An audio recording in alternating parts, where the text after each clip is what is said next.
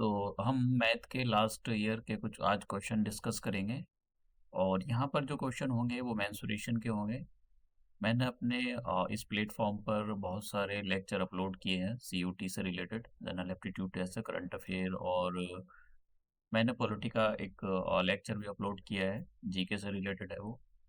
तो अब हम यहाँ पर पहले तो कॉन्सेप्ट देखेंगे। मैं जब भी क्वेश्चन आपको कराता हूँ तो कोशिश करता हूँ कि कॉन्सेप्ट क्लियर कराता हूँ, क्योंकि जब तक आपके कॉन्सेप्ट अच्छे से क्लियर नहीं होंगे तब तक ये बहुत मुश्किल हो जाता है कि आप क्वेश्चन को कर पाओ। देखो, पिछले साल के क्वेश्चन आप किसी भी वजह से रटा कर चले गए तो ये कंपटीशन होता है, यहाँ पर रटने से काम नहीं चलता है। आपको जब तक समझ में नहीं आएगा तब तक आप क्वेश्चन को नहीं कर पाओगे। तो यही हमारा पर्पज है कि हम क्वेश्चन को कर पाएँ। तो मैं आपको ये क्वेश्चन 2000 जो भी आज क्वेश्चन हम डिस्कस करेंगे वो सारे के सारे 2023 में आए हुए क्वेश्चन है।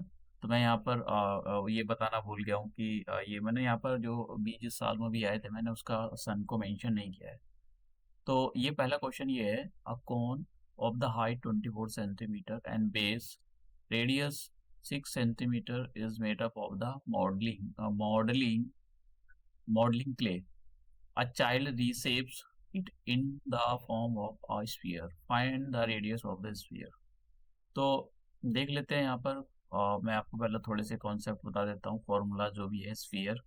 एक तो यहाँ पर किसका, स्फीयर का फॉर्मूला अप्लाई होगा, और दूसरा यहाँ पर कौन का होगा। तो समझते हैं जरा। देखो, मैंने आपको पीछे भी बताया था स्पीयर के जो फॉर्मूला होते हैं वो आपको अच्छे से पता होना चाहिए। अगर नहीं आते हैं तो आपको ये सब करने पड़ेंगे, अदरवाइज आपके लिए बहुत मुश्किल हो जाएगा।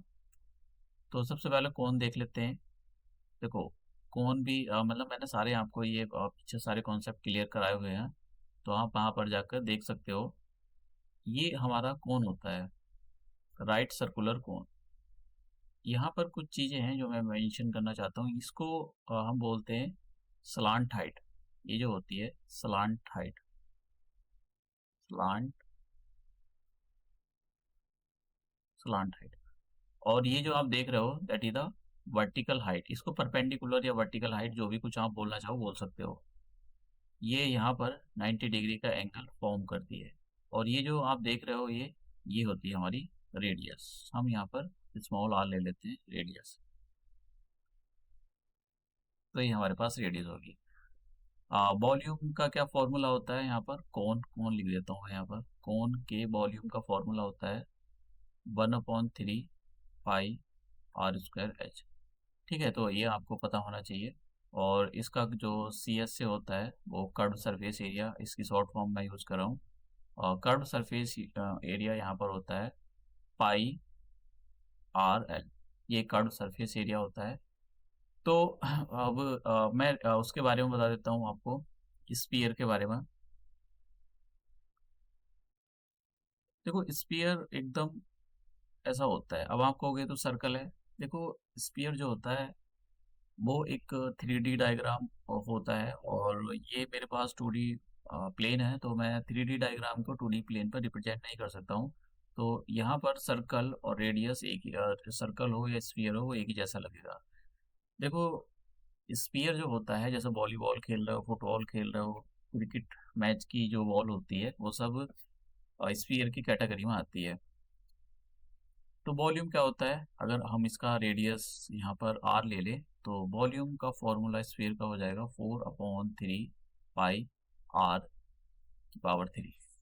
अब देखो, यहाँ पर जो कॉन्सेप्ट है एक्चुअली वो फिजिक्स का कॉन्सेप्ट है कि अगर आपके पास मान लो कुछ वॉल्यूम है, ठीक है, कोई फिक्स वॉल्यूम है। जैसा यहाँ पर क्वेश्चन के अंदर ये दिया गया था, इसी क्वेश्चन के थ्रू बताता हूँ। ये हमारे पास कौन है, तो कौन का अपना फिक्स वॉल्यूम होता है। तो फिजिक्स का कॉन्सेप्ट ये होता है कि जैसे सपोज करो आपके पास 2 लीटर पानी है, ठीक है, वाटर ले लो आप। तो आपके पास 2 लीटर वाटर भरा हुआ है, किसी भी चीज़ के अंदर हो सकता है 2 लीटर वाटर। अब आप देखिए, आप क्या कर सकते हो, आप ये कर सकते हो कि एक एक लीटर की 2 बॉटल बना सकते हो। ठीक है, तो आप, तो पानी ये 2 लीटर एक बॉटल में भरा हुआ था, और फिर आपने एक एक लीटर की बॉटल में पानी भर दिया, तो पानी का वॉल्यूम तो सेम ही रहेगा। यहाँ भी 2 लीटर है अगर दोनों को प्लस किया जाए तो।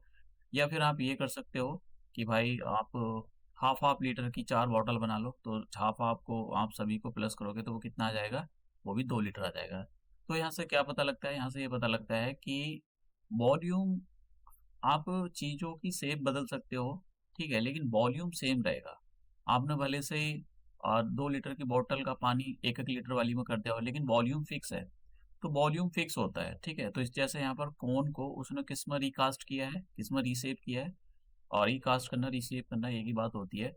उसने स्पीयर में, ये कोन जो है उसने कोन को किस में रिकास्ट किया है, दैट इज द स्फीयर। तो इसका इससे ये पता लगता है कि जो कोन का वॉल्यूम होगा और जो स्फीयर का वॉल्यूम होगा, ये दोनों इक्वल होंगे। ठीक है, तो हमें इसी कॉन्सेप्ट का यूज करना है और अपने क्वेश्चन का आंसर निकालना है।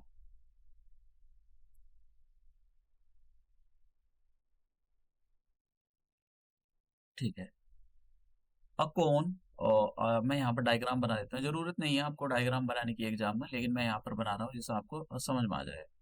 आपको डायरेक्ट क्वेश्चन करना है वहाँ पर, क्योंकि इतना टाइम नहीं होता और वैसे भी कंप्यूटर बेस्ड एग्जाम होने वाला है इस बार। तो बहुत ही कम चांसेस हैं कि आपके पास जो है टाइम मिले।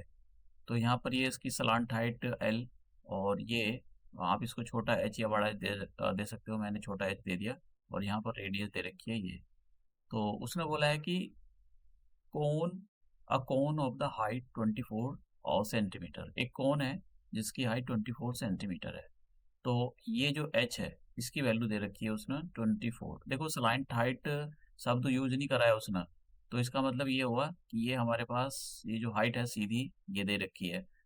फिर उसने रेडियस दी है यहाँ पर, तो रेडियस कितनी दी है, ये रेडियस दी है उसने 6 सेंटीमीटर। अब यहाँ पर कह रहा है कि a child reshapes it in the sphere. तो एक बच्चा है जिसने इसको किसमें कन्वर्ट कर दिया है, उसने इसका एक स्फीयर बना दिया। तो इसका मतलब ये हुआ कि जो भी स्फीयर बनाया गया है, जैसे यहाँ पर उसने एक स्फीयर बना दिया, हम कह देते हैं कि चलो उसका रेडियस आर है, कैपिटल आर ले लेते हैं। जो स्फीयर बनाया गया है, ये स्फीयर लिख देता हूँ मैं यहाँ पर, और ये हो गया कोन। तो वॉल्यूम कितना होता है, देखो कोन का वॉल्यूम मैंने अभी आपको बताया, V1 ले लेता हूँ मैं, volume of the cone 1/3 pi r square H. और volume of the sphere equal to कितना होता है, 4/3 पाई रेडियस का क्यूब। तो अब देखिए, जब भी ऐसे क्वेश्चन आते हैं कि एक चीज को मेल्ट करके उसको कोई बहुत छोटी छोटी चीजें बना दी गई हैं, या फिर बहुत सारी चीजों को मेल्ट करके एक बड़ी सी चीज बना दी गई है, तो सबका वॉल्यूम जो होता है वो एक दूसरे के इक्वल होता है। तो हम मैंने एक कौन को जो है उसको मॉडलिंग करके किस में कन्वर्ट कर दिया, स्पीयर में। तो इसका मतलब ये वाला जो वॉल्यूम है और ये वॉल्यूम एक दूसरे के इक्वल होंगे। तो मतलब V1 जो है होगा यहाँ पर, वो V1 जो होगा, मैं यहाँ पे लिख देता हूँ V1 इक्वल टू V2। तो V1 का मतलब हो गया volume of the cone 1/3 pi r square H equal to, और volume of the sphere 4/3 pi r⁻³ देखो, 1/3 से 1/3 गया, पाई से पाई गया। अब इधर कितना बचा, ये बचा स्मॉल r का square multiply H equal to 4 चलो r⁻³ अब देखिए यहाँ पर ये स्मॉल जो r है इसकी वैल्यू दे रखी है, कितनी दे रखी है, 6⁻² मल्टीप्लाई h की वैल्यू कितनी दे रखी है, 24 इक्वल टू 4 मल्टीप्लाई r⁻³। इस 4 से मैं 24 को कट करूंगा तो कितने टाइम जाएगा, 6 टाइम्स जाएगा। तो कितना आ जाएगा मेरे पास, आ जाएगा r⁻³ 6 जो यहाँ पर 2 लिखा हुआ है, मैं इसको 6 × 6 लिख लेता हूँ। और ये जो 6 बचा, जो मैंने 4 से कट किया था, वो ये बचा। अब देखिए मैं क्या करूँगा, आर से क्यूब हटाऊंगा और इधर क्यूब रूट ऑपरेट कर दूंगा। तो मैं यहाँ पर क्यूब रूट ऑपरेट करने के लिए जा रहा हूँ। और क्यूब रूट से बाहर निकालने का तरीका क्या होता है कि इनके ट्रिपलेट बना कर बाहर निकाले जाते हैं। इसका मतलब ये हुआ कि 3, जैसे 1 तो 3 हो गया, 3 में से कोई सा एक बाहर आ जाएगा, ठीक है। तो इसका मतलब क्या हो गया, आर की वैल्यू जो रेडियस है वो कितनी आ गई हमारे पास, 6 सेंटीमीटर। तो क्या पूछा था उसने, radius of the sphere, sphere जो बनाया आपने उसकी रेडियस कितनी होगी, दैट इज 6 सेंटीमीटर। तो आंसर कितना हो जाएगा हमारे पास, 6 सेंटीमीटर, आंसर हो जाएगा 4। नेक्स्ट क्वेश्चन देखते हैं। नेक्स्ट क्वेश्चन हमारे पास ये रखा, well has to be dug out 20 metre deep and its radius is this. तो एक कुआं खोदा गया है, उसका गहराई जो है वो कितनी है, गहराई दे रखी है 20 मीटर, और रेडियस दी गई है यहाँ पर 3.5 metre. Find the cost of plastering the inner curved surface area. देखो कुआं जो होता है, मैं यहाँ पर बता देता हूँ बनाने। मैं बार बार बोलता हूँ आपको, डायग्राम मैं इसलिए बनाकर आपको दिखाता हूँ कि आपकी जो अंडरस्टैंडिंग का लेवल है वो थोड़ा पता मतलब बढ़े कि भाई एक्चुअली चल क्या रहा है। अदरवाइज आपको एग्जाम में डायरेक्ट क्वेश्चन करने की इतना सा स्पेस है वहीं पर कर दो। ठीक है, इतना सा स्पेस, वैसे भी आपको स्पेस ज़्यादा नहीं मिलेगा, क्योंकि आपको वहाँ पर जब आप सीबी कंप्यूटर बेस्ड एग्जाम होगा तो आपको एक A4 साइज की सीट दे दी जाएगी। तो मैं आपको रिकमेंड करूँगा कि आप पेंसिल ले जाएँ। आप देखना पड़ेगा कि वो शायद अलाउ करें या ना करें। हो सकता है ना अभी अलाउ कर दें, पेन भी अलाउ ना करें आपको, वहीं पर पेन दिया जाए। लेकिन अगर आप जब जा रहे हो तो अपने साथ एक पेंसिल ज़रूर ले जाएँ, और जो A4 साइज की जो सीट होगी, एक इरेज़र साथ ले जाएँ, उसी पर करें, क्योंकि आपको ज़्यादा हो सकता है ज़्यादा ना मिले। अगर आपको ज़्यादा स्पेस की ज़रूरत पड़े तो आप उसको यूज़ करो और फिर इरेज़ कर दो। ठीक है? तो अब यहाँ पर एक कुआँ खोदा गया है। देखो जो कुआँ जो होता है वो किस टाइप की किस फॉर्म का होता है। कुआँ हमेशा मैं जैसा यहाँ पर उसका बता देता हूँ, सिलेंडर सिलेंड्रिकल फॉर्म का होता है कुआँ। तो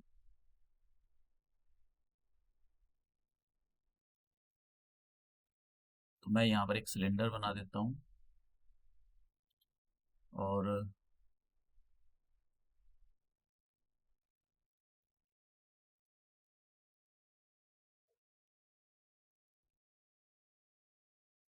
ये हमारे पास एक वेल हो गया सिलेंड्रिकल फॉर्म का।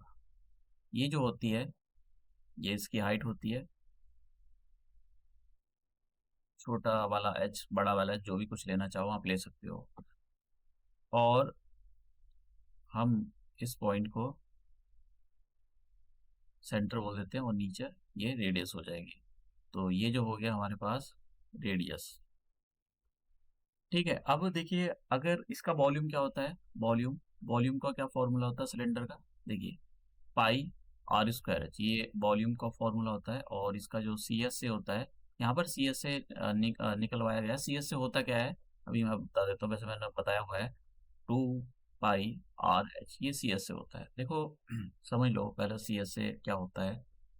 अगर आपको सपोज करो इनर या आउटर इसकी वॉल पर आपको पेंट करना है। सपोज करो आपको इस वाले पोर्शन पर इसको ये कुआं है, और आप चाहते हो कि अपने कुएं के अंदर आप जाओ और उसके अंदर जो है किसी भी टाइप का पेंट करो। तो आप यहाँ चारों इस दीवार पर करोगे और सामने वाली दीवार।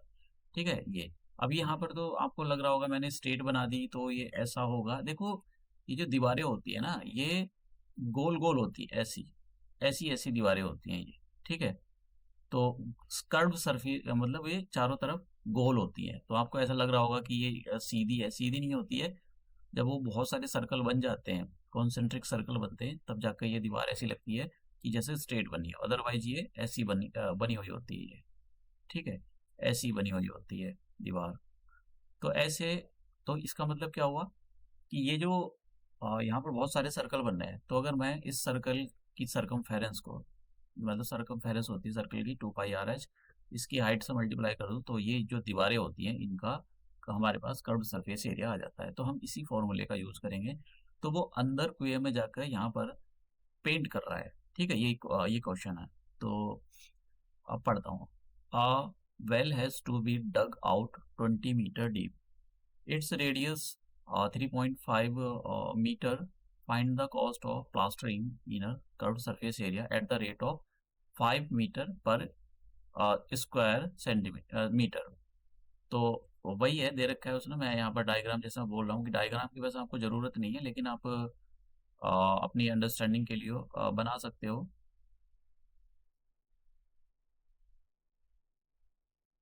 तो यहाँ पर एच की वैल्यू दे दी उसने 20 मीटर, और रेडियस की वैल्यू यहाँ पर कितनी दी है, 3.5 मीटर। और अभी आप इसको रहने दो, बाद में देखेंगे बदलना है या नहीं बदलना। तो यहाँ पर जो पेंटिंग जब भी की जाती है को चाहे वो बाहर कर रहा हो किसी भी सिलेंडर के या अंदर, तो उसका कर्व सरफेस एरिया होता है। तो हम कर्व सरफेस एरिया का फॉर्मूला अप्लाई कर देते हैं, 2 पाई आर एच, ये कर्व सरफेस एरिया हो गया।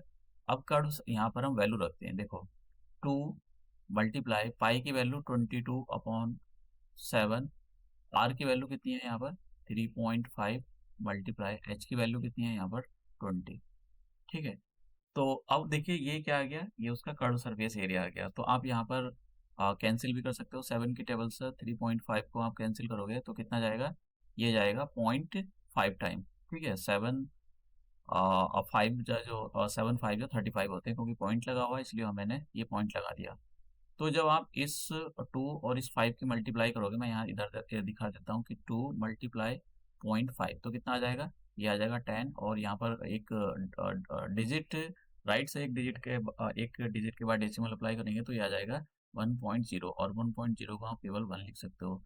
तो इसका मतलब ये हुआ कि ये जो सॉल्व करके ये आ जाएगा 22 मल्टीप्लाई ये हमारे पास सॉल्व करके आ जाएगा। अब देखिए क्या बोल रहा है उसने, उसकी जो कॉस्ट दे रखी है उसको प्लास्टर करना है।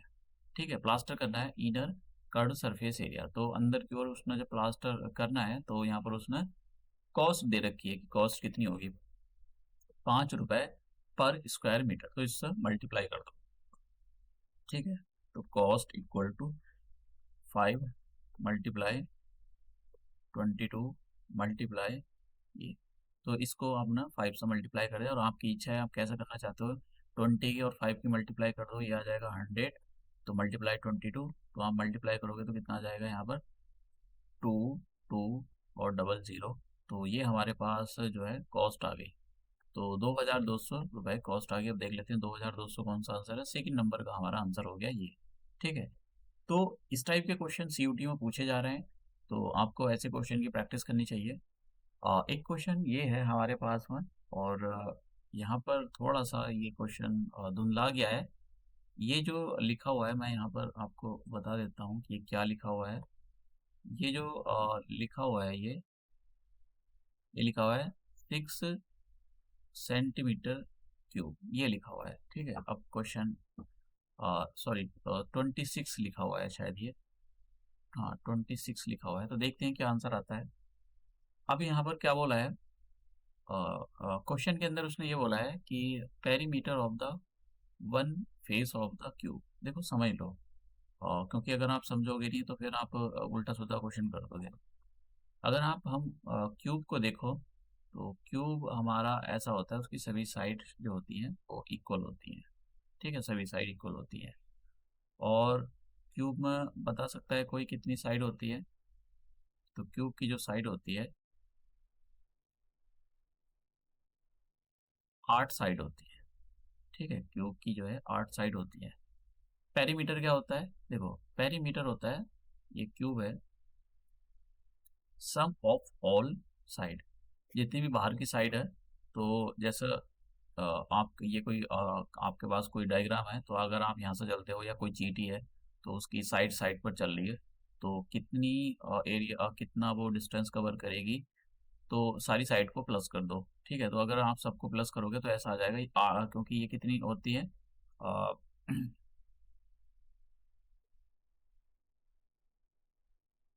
8 साइड होती हैं, तो आप मल्टीप्लाई करोगे 8 × साइड। ठीक है, तो ये टोटल पेरीमीटर है उसका। लेकिन क्वेश्चन के अंदर क्या पूछा है, अब समझो जरा, क्वेश्चन के अंदर उसने ये पूछा है कि एक फेस का मतलब हो गया कोई सा एक काट लो, ये काट लो या ये, तो मैं एक फेस ले लेता हूँ इसका।